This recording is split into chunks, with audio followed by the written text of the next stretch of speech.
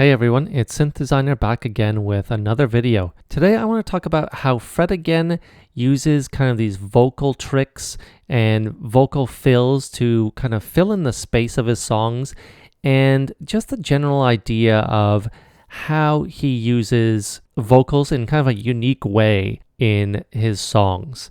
Now, he's not the only one to do this type of trick and technique, but he is probably the most well known. And I'm going to talk about what are some of these kind of ideas that he has behind some of these songs. He uses these techniques in a lot of his bigger songs, particularly Delilah, for example. And that is the use of these kind of like vocal fills. It's not just the kind of main vocal, which is oftentimes kind of just spoken word, but these little vocal fills here and there kind of fill in his mix and really add something to the song. Now, I'm going to play you this section of a song I'm working on. It's not a Fred Again song as such, but it is a little bit inspired by some of his techniques. So this is essentially the drop of the song. And then notice as we kind of progress here, I have some kind of vocal effects here and there. And see if you can spot some of these things and how kind of they change up the mix. At the beginning of this drop here, I don't have them, and then these latter two sections here, I do. So let's just listen.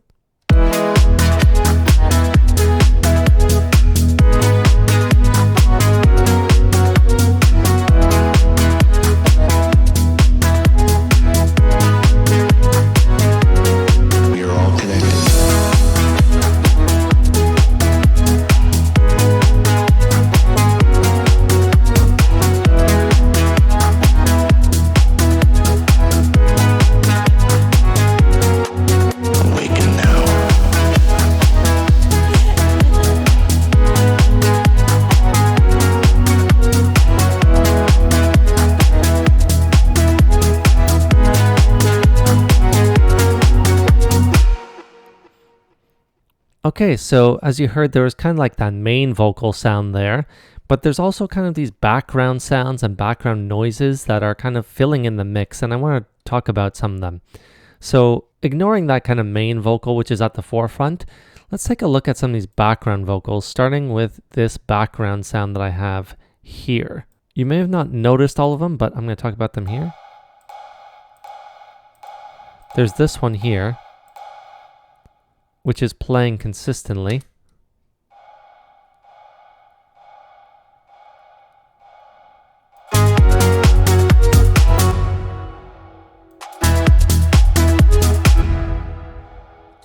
So as you can hear, it's more of a percussive effect, and that is something he does quite a bit. Not just vocals as vocals, but he takes kind of vocals and changes them and transforms them into something unique, right? This was kind of like I think kind of like a woo sound. And as you can hear, I took that pop of it, that percussive element, and made it kind of like almost like a little cowbell type of thing. And of course, I panned it as well, just to give it a little bit of differentiation and to kind of stand out in the mix a little bit. Then there's this other element here. Very simply, it's just a hey, and this comes in every once in a while.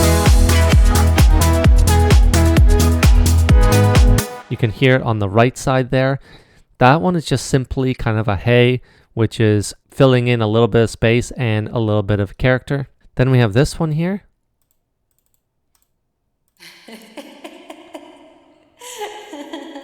A very simple kind of laugh that comes in at this transition part.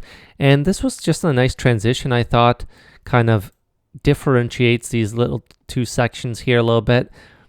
Just to kind of have something a little bit different. I think those sweeps and those kind of risers are kind of falling out of favor, and now we're kind of trying to think of different ways to transition. So let's just listen to this section. Awaken now.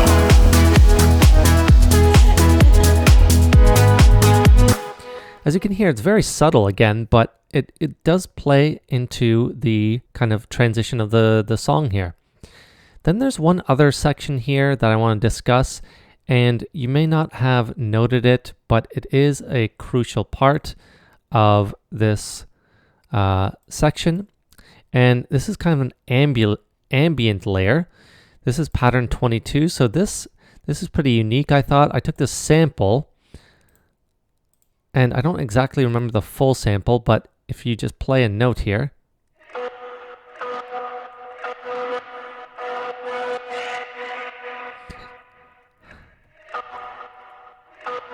So you can hear, again, it's kind of got a percussive, kind of different, kind of unique element, and I added some notes. So let's just play this pattern on its own.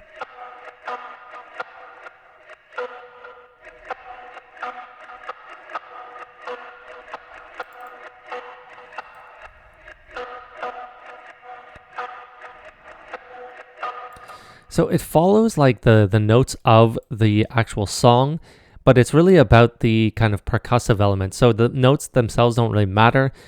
What matters more is the rhythm of it, which is copied from another section of the song.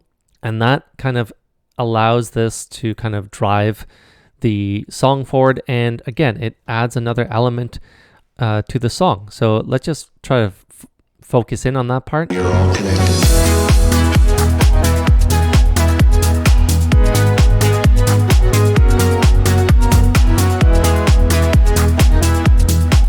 Again, it adds just a little percussive element and kind of interesting sounds. If we were to take out all of these sections here, so none of these background sounds, none of these background vocals, it kind of detracts from it. And I'll bring them in slowly, and let's see if it kind of makes a difference here to you. You're all connected.